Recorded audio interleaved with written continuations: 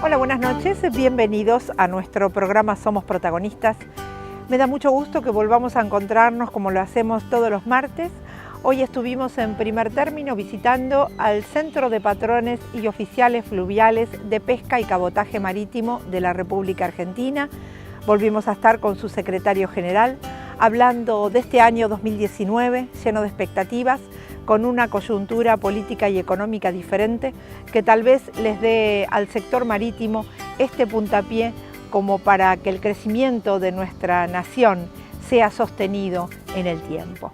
Hablamos con él, que es uno de los referentes de nuestro programa, cuando del sector marítimo hablamos. Nos encontramos en el Centro de Patrones y Oficiales Fluviales de Pesca y de Cabotaje Marítimo, hablando una vez más con su secretario general, el capitán Julio González Infran. Julio, ¿cómo estás? ¿Qué tal? ¿Cómo te va? Gracias por recibirnos nuevamente. Hoy tenemos, me parece, muchos temas interesantes, varios avances en cuanto a la actualidad del gremio naval. ¿Qué te parece si empezamos con uno que es, en las últimas notas, viene siendo quizá uno de los temas de mayor importancia, que tiene que ver con la ley de marina mercante? ¿Están actualmente planeando una nueva reglamentación? Sí, no una nueva.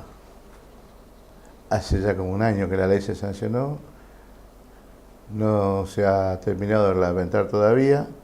Recién ahora me informan que van a terminar las reglamentaciones. Y lo más importante es que dentro de esa reglamentación hay un artículo muy importante, que es la rebaja del costo del combustible para la bandera argentina, un 50% prácticamente, y eso es muy positivo, ya que bueno, hace un poco más barato la operatoria de nuestros barcos. Bueno, ese fue uno de los temas siempre que venimos tocando, ¿no? Que tiene que ver con el costo que tienen los barcos de bandera nacional y por qué no es rentable para las empresas privadas de nuestro país hacer el transporte de cargas. Claro, así que bueno, vamos a poner a la altura de otros barcos que cargan en la Argentina libre de impuestos, como son todos los barcos extranjeros, así hagan cabotaje fluvial o línea marítima. Bueno, vamos a ser un poco más competitivos con esta medida los barcos fluviales y de mar, fundamentalmente, que hagan nuestro cabotaje. Bien, el principal problema que tenía la ley, me acuerdo, tenía que ver con varias modificaciones que se habían hecho, principalmente en la parte de financiamiento. ¿Qué pasó con el financiamiento, que era quizá la columna vertebral de la ley? Bueno, hay algunas cosas que son hoy contradictorias con lo que ha pasado históricamente hablando, porque el gobierno vetó la ley de industria naval, el Fondo de Desarrollo de 1.500 millones de pesos. Y ahora resulta que pone a disposición de la industria naval 500 millones de dólares para financiar la construcción de buques.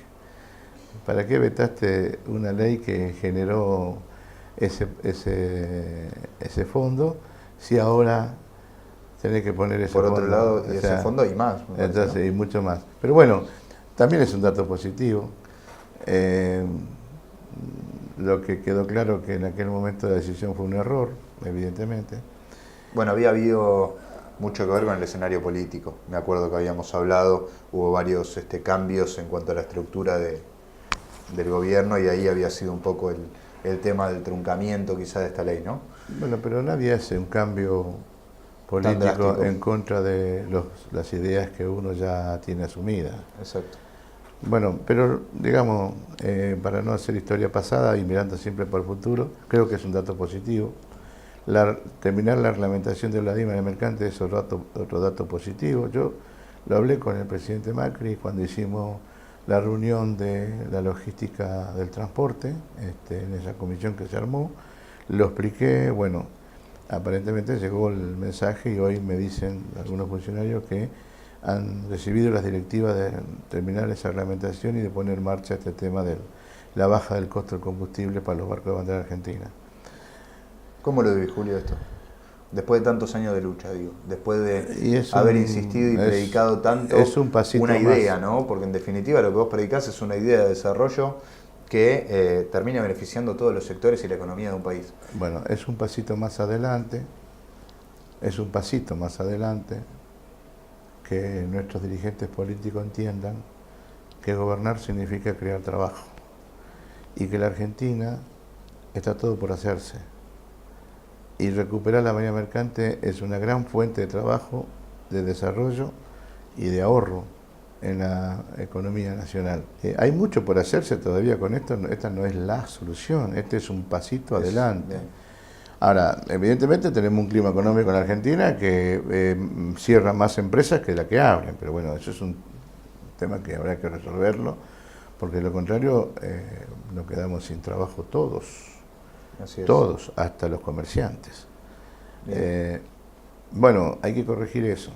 Ojalá que el próximo gobierno tengan un programa más de desarrollo y de recuperación económica que de endeudamiento como el que está ahora, ¿no? Exacto. Bueno, déjame aclarar también que todo este proceso que tiene que ver con darle el lugar preponderante a la parte marítima, a la parte fluvial, es un proyecto a largo plazo. Que esto es algo que los argentinos siempre pedimos, ¿no? Siempre hablamos de que vivimos en un país que no tiene proyectos a largo plazo y que es por eso que nunca logramos crecer. Me parece que sería un paso no solo a nivel económico o para el sector naval, sino un paso como país. Me parece que es un avance como quizá más cultural. Me parece que va más allá, ¿no? La marina mercante es una industria estratégica. No podemos ir a un conflicto si no tenemos marina mercante, por ejemplo. Sí.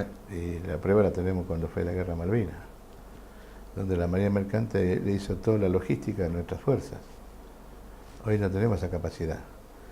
La marina mercante es una industria estratégica, porque desarrolla el interior, las economías regionales, potencia la producción nacional. Tenemos mucha más capacidad de comerciar con el mundo si tenemos políticas sobre nuestros propios fletes y no dependemos de los intereses de terceros. Porque hoy, por ejemplo, si las empresas extranjeras que hoy nos sacan la carga nos dicen que el flete aumentó un 30 o un 40%, lo tenemos que pagar. Lo tenemos que pagar. Porque o nos quedamos con la carga en el puerto. No tenemos el plan B de decir, bueno, está bien, che, no puedo pagar esa tarifa, lo voy a sacar con mi barco. Claro. No tenemos esa posibilidad. Por eso, la industria de la marina mercante es una industria de industrias. Además, por la cantidad de insumos que mueve, desde el que fabrica la chapa, el que fabrica el motor, el que... es un sector similar a la construcción, ¿no? Claro, es muy importante el movimiento que genera. Bien, recién dijiste que va a haber una inversión importante en la construcción de remolcadores. Sí, se está trabajando, se ha tomado una decisión política, estuvimos reunidos con el ministro Sica sobre este tema y él dio el ok para poder avanzar y ya hemos hecho reuniones entre armadores, astilleros y bueno, todos los interesados en esta propuesta de construir en la Argentina los remolcadores AGNL. Hemos planteado, hemos presentado nosotros los proyectos y los estudios que hemos hecho, de los cuales surgen de que hay un ahorro en el combustible de un 68, 63, 68%. Usando GNL. Usando GNL.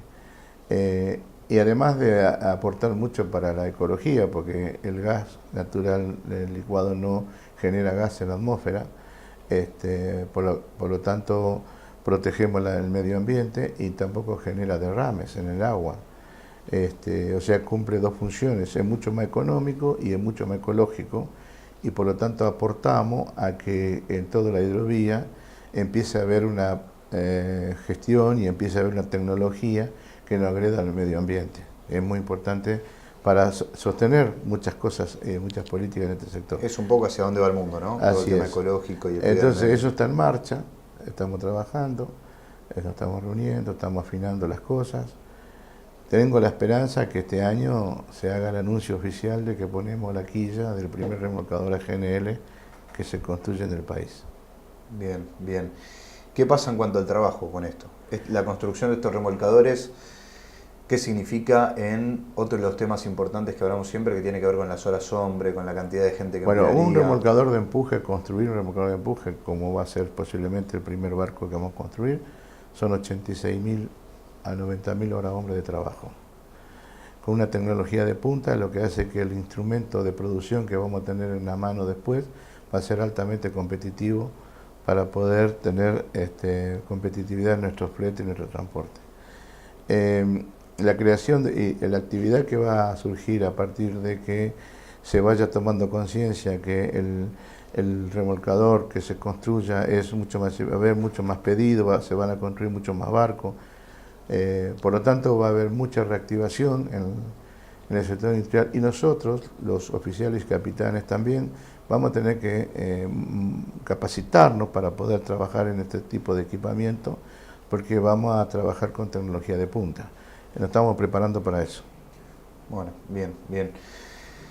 Julio, te voy a pedir un minuto, vamos a ir a una tanda y ahora seguimos con una entrevista que me parece está llena de buenas noticias, de buenas novedades y de avance dentro del sector. Bueno. Ya volvemos.